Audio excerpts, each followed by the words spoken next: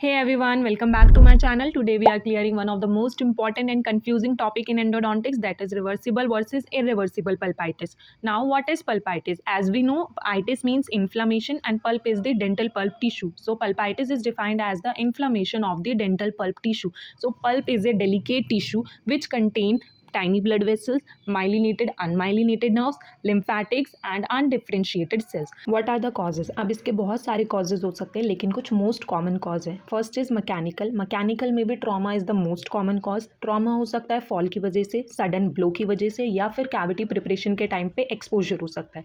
Second है हमारा disturb occlusion relationship. अब जब occlusion ही disturb होगा तो continuously patient को stress पड़ेगा जिसकी वजह से pulp में trauma हो सकता है. ये trauma जो है वो mild होगा nature में. सेकेंड है हमारा थर्मली में भी मोस्ट कॉमनली हमारा हीट की वजह से होता है. जब भी हम कैविटी प्रिपरेशन या टूथ प्रिपरेशन करते हैं डल बर से बिना कूलेंट या स्प्रे के, और इवन जब हम पॉलिशिंग करते हैं तो हमारी एक्सेसिव हीट जनरेट होती है जो कि थर्मली डैमेज कर सकती है पल्प को. दूसरा, जब भी हम मेटालिक रेस्टोरेशन करते हैं जैसे कि अमलगम बिना सीमेंट बेस के, तो वो भी थर्मली डैमेज कर सकती है पल्प को. थर्मल डैमेज की वजह से जो चेंजेस आएंगे पल्प में वो टोटली डिपेंड करेंगे रिमेनिंग डेंटिन थिकनेस पे. जितनी कम डेंटिन की थिकनेस होगी उतने ही ज़्यादा चांसेस होंगे कि इरिवर्सिबल चेंजेस हैं, लेकिन अगर डेंटिन की थिकनेस ज़्यादा है तो चांसेस हैं कि रिवर्सिबल चेंजेस हैं. थर्ड इज केमिकल में हमारे स्वीट, सोर और इवन एसिडिक फूड्स जो होते हैं वो इनामल को डैमेज करते हैं, डेंटिन को एक्सपोज करते हैं, तो ज़्यादा चांसेस होती है कि माइक्रो ऑर्गेनिज्म या फिर कॉन्टिन्यूस इरिटेशन ऑफ डेंटिन की वजह से पल्प में डैमेज हो जाए. दूसरा, जो सेल्फ क्योर हमारी फिलिंग्स होती हैं वो खुद क्योर होती हैं तो केमिकल रिएक्शन होती है जिसकी वजह से पल्प में इंजरी हो सकती है. फोर्थ है bacterial is the most common cause of pulpitis. Bacteria और उसके प्रोडक्ट जो होते हैं पल्प में एंटर करते हैं या तो डायरेक्टली थ्रू केरीज की वजह से या फिर जब भी हमारा एक्सीडेंटल एक्सपोजर होता है ट्रॉमा में, फॉल में, तो पल्प डायरेक्टली एक्सपोज हो जाती है जिसकी वजह से माइक्रो ऑर्गेनिज्म एंटर कर जाते हैं. Types of pulpitis, different types की पल्पाइटिस होती है. आज डिस्कस करेंगे reversible and irreversible. Clinically reversible pulpitis में टूथ शोज करता है mild to moderate caries involve करती है इनामल एंड डेंटिन को, कोई भी पेरियापाइकल चेंजेस नहीं होते हैं. इरिवर्सिबल पल्पाइटिस में टूथ शोज करता है डीप केरीज इन्वॉल्व करती है इनामल, डेंटिन, डायरेक्टली या फिर इनडायरेक्टली पल्प टिश्यू को, विच often leading to पेरियापाइकल changes. In this diagram, as we see, in reversible pulpitis, caries involve enamel and dentine, whereas in irreversible pulpitis, caries involve enamel, dentine, and pulp tissue with periapical changes. Now, reversible pulpitis. According to definition, it is a mild to moderate inflammatory condition of the pulp, which is caused by noxious stimuli, in which pulp is capable of returning back to its uninflamed state following removal of the stimulus. Whenever there is presence of noxious stimulus, noxious means the stimulus which can irritate or damage the tissue. It can cause inflammation of the pulp known as the pulpitis, and the pulp respond to the inflammation by causing pain. When we removed the noxious stimuli, the pulp heal itself and return to its normal state and the pain is subside. Symptoms. The most common clinical symptom is pain. Now the nature of pain need to be understood and take a note from this. In reversible pulpitis, pain is always and always stimulus induced. Pain induce होगा जब भी patient ठंडा कुछ खाएगा, पिएगा या फिर sweets लेगा. पेन शार्प शूटिंग और पियर्सिंग यानी चुभने वाला पेन होगा. पेन बहुत ही कम टाइम के लिए, इवन सेकंड के लिए होगा. पेशेंट आइडेंटिफाई कर पाएगा ईजिली कि मेरे कौन से दांत में और किस रीजन में दर्द हो रहा है. ऑल्सो जैसे ही पेशेंट उस स्टिमुलस को रिमूव करेगा पेन सबसाइड कर जाएगा. तो मोस्ट कॉमन चीफ कंप्लेन क्या देगा पेशेंट रिवर्सिबल पल्पाइटिस में? पेशेंट बोलेगा जब भी मैं कुछ ठंडा खाता हूँ या पीता हूँ या फिर मैं कुछ मीठा खाता हूँ तो बहुत तेज़ मेरे को दर्द होता है, और दर्द ऐसा होता है जैसे कि कोई चीज़ बहुत तेज़ चुभ रही हो. इस रीजन में या फिर इस दांत में दर्द होता है, बहुत कम टाइम के लिए दर्द होता है. जैसे ही मैं ठंडा पानी या फिर कुछ खाना बंद कर देता हूँ तो पेन एकदम से ठीक हो जाता है. इरिवर्सिबल पल्पाइटिस टू टाइप्स की होती है. Symptomatic which is also known as acute irreversible pulpitis, asymptomatic which is also known as chronic irreversible pulpitis. अब सिम्टोमैटिक फर्दर टू टाइप्स की होती है. abnormally responsive to cold which is also known as early stage, and abnormally responsive to hot which is known as late or advanced stage. Now the pathogenesis. पहले हम देखेंगे acute और symptomatic reversible pulpitis की. अगर reversible pulpitis treat नहीं होगी तो inflammation pulp के अंदर परसिस्ट करेगा. परसिस्टेंट इन्फ्लामेशन की वजह से वैस्कुलर चेंजेस आएंगे. इन्फ्लामेशन की पहली स्टेज ही होती है वेजोडाइलेशन. ब्लड वेसल्स डायलेट करेंगी. डायलेट होने की वजह से उनकी परमिएबिलिटी बढ़ जाएगी जिसकी वजह से जितना भी फ्लूइड या प्लाज्मा होगा ब्लड वेसल के अंदर वो ब्लड वेसल से बाहर की साइड मूव करेगा, जिसकी वजह से ब्लड वेसल्स के बाहर प्लाज्मा एक्सुडेशन हो जाएगा, due to which inflammatory cells हमारे रिलीज होंगे, मेनली हमारे पीएमएन ल्यूकोसाइट का इन्फिल्ट्रेशन होगा। अब पल्प जो है वो एक क्लोज चैम्बर है, सारा फ्लूइड जो है वो ब्लड वेसल्स के बाहर एक्सुडेट बन चुका है, तो पल्प के अंदर प्रेशर बढ़ जाएगा जिसको बोलते हैं इंट्रापल्पल प्रेशर। वो प्रेशर इतना बढ़ जाएगा कि जिस थ्रेशोल्ड पे हमारे नर्व फाइबर एक्साइट होते हैं उस थ्रेशोल्ड से भी ज़्यादा बढ़ जाएगा, जिसकी वजह से हमारे जो वेन्स होंगी, एक साइड से ब्लड वेसल्स एंटर करती हैं, दूसरी साइड से हमारी वेन्स जो होती हैं वो ब्लड को लेकर जाती हैं। अब पल्प के अंदर इतना ज़्यादा प्रेशर बढ़ गया है जो वीनस सिस्टम को कंप्रेस कर रहा है, जिसकी वजह से वीनस स्टेसिस हो जाएगा, वेन्स के अंदर जो ब्लड है वो हमारा रुक जाएगा, रुकने की वजह से उस जगह पे इस्चीमिया हो जाएगा, दूसरी साइड ब्लड नहीं जाएगा तो इस्चीमिया हो जाएगा, वहाँ पे लोकलाइज नेक्रोसिस होने लगेगी। लोकलाइज नेक्रोसिस होगी तो वहाँ पे हमारे इन्फ्लामेटरी मेडिएटर्स रिलीज होंगे, वो मेडिएटर्स जाके सेंसिटाइज करेंगे या एक्टिवेट करेंगे हमारे नर्व फाइबर्स को, जिसकी वजह से पेशेंट को पेन का परसेप्शन होगा, पेशेंट को पेन इंड्यूस होगा।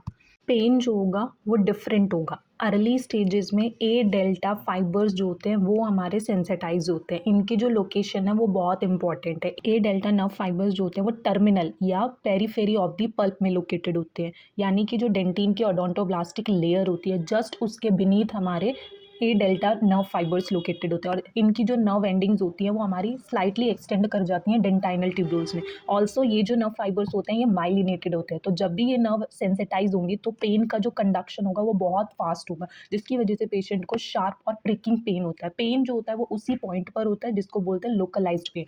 ये मोस्टली देखने को मिलता है हमें रिवर्सिबल पल्पाइटिस में, लेकिन लेट स्टेजेस में हमारे सी फाइबर्स सेंसिटाइज होते हैं। सी फाइबर्स लोकेटेड होते हैं हमारे डीप इन दी पल्प में, पल्प का जो सेंटर होता है, कोर होता है, नियर दी ब्लड वेसल्स के आसपास ये लोकेटेड होती है। ये जो नर्व्स होती है ये अनमाइलिनेटेड होती है, जब भी ये नर्व सेंसिटाइज होंगी तो जो पेन इम्पल्स का कंडक्शन होगा वो बहुत स्लो होगा, जिसकी वजह से पेशेंट को डल और थ्रॉबिंग और लिंगरिंग पेन होता है, यानी अगर जिस वजह से पेन हो रहा है उस स्टिमुलस को अगर हटा भी दे तब भी पेशेंट को पेन परसिस्ट करेगा। ये देखने को मिलता है इरिवर्सिबल पल्पाइटिस में। अगर इस स्टेज में भी पल्पाइटिस को ट्रीट नहीं करेंगे तो जिस जगह पे नेक्रोसिस हुई थी वहां पे फेगोसाइटोसिस होना शुरू हो जाएगी, पीएमएन डाइज हो जाएंगे एंड वो रिलीज करेंगे लाइजोजाइम। लाइजोजाइम रिलीज करने की वजह से जो वो प्लाज्मा एक्सुडेट था वो हमारा पुरुलेंट हो जाएगा, उसमें लाइजोजाइम माइक्रो ऑर्गेनिज्म सब एंटर कर जाएंगे, leading to the formation of pus and micro abscess. अगर इस स्टेज में भी ट्रीटमेंट नहीं होगा तो एक्यूट इन्फ्लामेशन और एक्यूट इरिवर्सिबल पल्पाइटिस कन्वर्ट हो जाएगी क्रॉनिक इन्फ्लामेशन या फिर क्रॉनिक इरिवर्सिबल पल्पाइटिस में।